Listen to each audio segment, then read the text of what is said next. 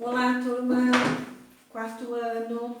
Vamos agora para a aula de ciências, tá bom? Quarta-feira, 22 de julho, o Galo tá cantando como sempre, que eu gravo as aulas de manhã, então ele já tá cantando, não tem jeito. Desequilíbrio ambiental. Então vamos lá? Ciências, página 32. Nós vamos falar agora sobre o desequilíbrio ambiental. Quando o equilíbrio natural de um ambiente é alterado, seja por fenômenos naturais, ventos, maremotos, furacões, terremotos, muita seca, não chove, enfim, esses são os fenômenos naturais, a neve, ou pela ação humana, né? Nós já vimos queimada, desmatamento, a pesca e caça predatória, que mais? Outras ações, né? Derrubada de árvores, que a professora já falou, enfim, várias ações do homem, tá? Construções, né? Retirada das matas. Tudo isso, as consequências podem ser muito variadas para o meio ambiente.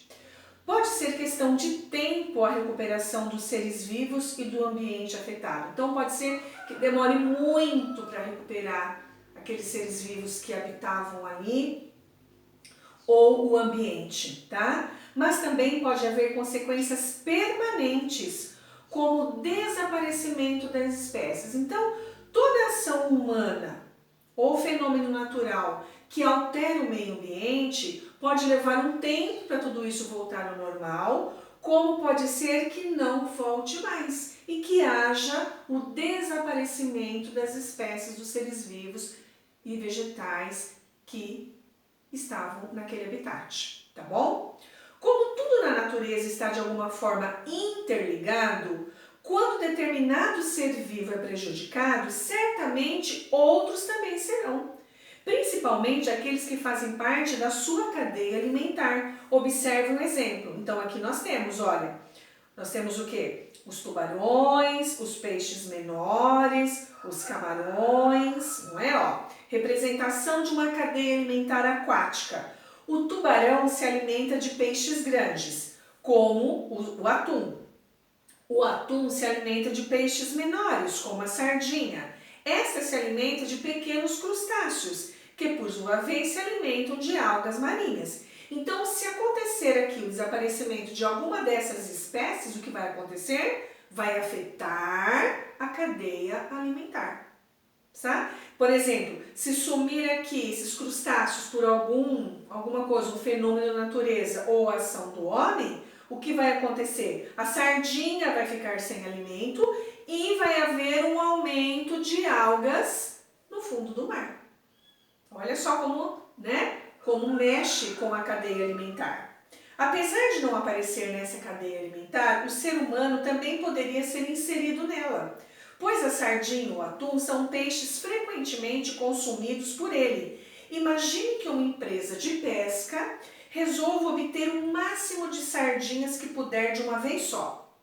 Então tem uma empresa de pesca que ele precisa de muitas sardinhas.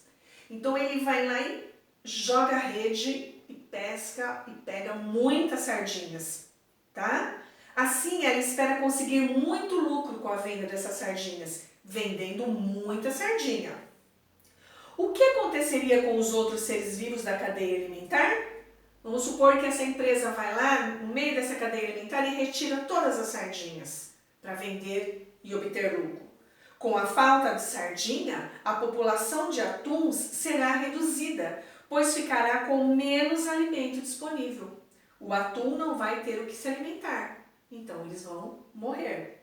Em compensação, a população de animais que serviam de alimento para a sardinha, como os camarões, os crios, crescerá, pois haverá menos predadores. Então vai aumentar o número dos camarõezinhos aqui. A redução da população de atuns também pode afetar os tubarões, que passam a ter menos alimento disponível. Perceberam então com a falta da sardinha, mexeu com toda a cadeia alimentar. Transformar toda essa cadeia alimentar, tá bom? Vamos continuar na página 33. Com o passar do tempo, se esse ambiente não sofrer mais interferência, não houver mais pesca predatória, né, em grande quantidade, a população de sardinha pode voltar a crescer e a cadeia alimentar pode voltar ao equilíbrio. Caso contrário, se a ação predatória não for controlada, pode até ocorrer o desaparecimento de sardinhas da região. Olha como é complicado, né? Outro exemplo de interferência nas cadeias alimentares pode acontecer quando um ser vivo é introduzido em um ambiente ao qual não pertencia. Então existe uma cadeia alimentar, de repente apareceu um animalzinho lá que não pertencia a essa cadeia alimentar. Essa cadeia alimentar pode ser alterada. Ele pode competir com alguns consumidores por alimentos e muitas vezes, por ser um elemento estranho, não tem um predador natural. Ele apareceu lá e não tem nenhum predador, nenhum animalzinho que vai comê-lo. Dessa forma, a sua população vai aumentar muito. E os impactos no ambiente ficam cada vez maiores. Por exemplo, existe uma cadeia alimentar. Foram introduzidas formigas de várias espécies. Não tem nenhum predador ali que se alimenta dessas formigas. Então vai haver o quê? Um aumento enorme de formigas naquela região. Tá? Os seres vivos introduzidos em ambientes aos quais não pertenciam originalmente são chamados exóticos. Todo animal que é introduzido num ambiente que ele não pertencia é chamado de exótico. Quando eles encontram condições favoráveis para se alimentar bem e se reproduzir, sem ameaça de predadores naturais, podem ser considerados invasores. Eles são exóticos, apareceram ali, não é no ambiente deles, mas eles se adaptaram. Então, eles passam a ser seres invasores, tá bom? Como esses seres vivos se deslocam de um lugar a outro, como que eles fazem esse deslocamento? Por que eles vão para outro ambiente que não era o deles? Quase sempre com a ajuda do ser humano, de modo direto ou indireto. Na época das colonizações europeias, por exemplo, era comum que os seres humanos levassem nas embarcações alguns animais e até mesmo plantas para garantir alimento. Dessa forma, quando chegavam ao novo continente, cultivavam e criavam esses seres vivos exóticos. Então não era proposital. Muitas vezes, quando os portugueses vieram para cá na época da colonização, eles trouxeram animais, né, diferentes que não pertenciam aqui ao Brasil, que hoje é o Brasil. Então eles trouxeram esses animais exóticos para cá. Tá? E o que aconteceu? Como exemplos, podemos citar pombos, galinhas, lebres, cães e mangueiras. São árvores, né? Pé de manga. Por outro lado, havia seres vivos que pegavam carona nesses barcos e eram levados a outros ambientes, sem que os humanos tivessem planejado. Então, não era planejado do humano levar um animal de um lugar para outro ou um vegetal de um lugar para outro. Acontecia, né? É o caso, por exemplo, do mosquito transmissor da dengue e dos ratos. O javali é um exemplo de animal exótico que causa grandes desequilíbrios ambientais no Brasil. Ele compete por território e alimento com outros animais de porte semelhante. Não tem predador natural. Então, o javali, ele veio para cá. Ele foi introduzido no ambiente, tá? Só que ele não tem nenhum predador. Não tem nenhum animal aqui que se alimenta dele. Então, ele pode transmitir doenças à fauna nativa e ainda ataca plantações e criações de animais, afetando as atividades agropecuárias dos humanos. É um exemplo do javali. Algumas espécies de bambus exóticos, né, que chegaram aqui, podem dificultar o desenvolvimento e a reprodução de plantas nativas, plantas que já existiam. Dessa forma, os animais que dependiam das nativas para se alimentar também são afetados. O bambu cresce muito, tira muito nutriente da terra, prejudica as outras plantinhas nativas que já eram daqui. E essas plantinhas nativas servem de alimento para os nossos animais. Se essas plantinhas diminuem o desenvolvimento delas, pode faltar alimentação para os animais também.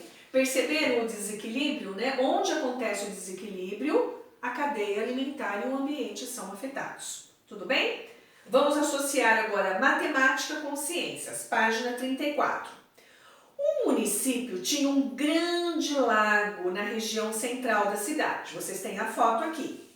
Nele era possível ver peixes de tamanhos pequenos e médios. Os peixes alimentavam-se de algas microscópicas e de pequenos animais aquáticos. Pensando em deixar o lago ainda mais bonito, o morador resolveu introduzir algumas plantas aquáticas, olha lá, conhecidas como aguapés. Ele introduziu um vegetal naquele ambiente que não existia.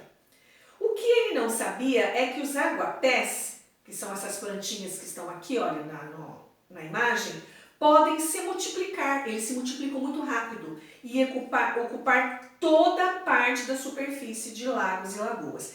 Então, esse aguapé não existia aqui. O homem achou ele bonito e foi lá e colocou próximo desse lago. Então, o que aconteceu? Só que ele não sabia que esses aguapés se reproduziam muito rápido. Olha lá, aguapés na superfície de um lago. Olha como eles se reproduziram rápido. Observe o gráfico a seguir e compare o que aconteceu com os seres vivos do lago antes e depois do aguapé. Número de indivíduos no lago antes e depois do aguapé. Então aqui o verde, antes de colocar o aguapé, tinham cerca de 100 indivíduos e cerca de 50 peixes. Isso antes de ser colocado o aguapé. Depois que foi colocado o aguapé, olha que diminuiu. Algas microscópicas, 50 peixes. Acredito que o quê? Uns 5? Né? 1, 2, 3. Por aí, ó. Uns 2. Então, olha como diminuiu a quantidade de indivíduos depois que foi introduzido o aguapé no lago. Aí vem o desafio. Vocês vão copiar no caderno de ciências, tá bom? Coloquem a data de hoje, POA 22 de julho, atividades, apostila ciências. Desafio. Após analisar esse gráfico que a professora acabou de falar, converse com os colegas, né? Não tem como, vocês vão conversar com quem estiver com vocês. O que aconteceu com a quantidade de algas e peixes do lago após a introdução dos iguapés? Aí vocês vão colocar se aumentou, se diminuiu. A introdução dos aguapés no lago foi uma boa ideia? Por quê? Será que foi uma boa ideia? Aí vocês vão ter que analisar o gráfico e responder as duas perguntas. Tudo bem, pessoal? Então essa é a aula de ciências. Façam atividade no caderno de ciências, tirem a foto e encaminhem para a professora, tá bom? Não esqueçam de encaminhar as atividades, tudo bem? Qualquer dúvida, só perguntar. Tá bom, pessoal? Até mais. Beijo!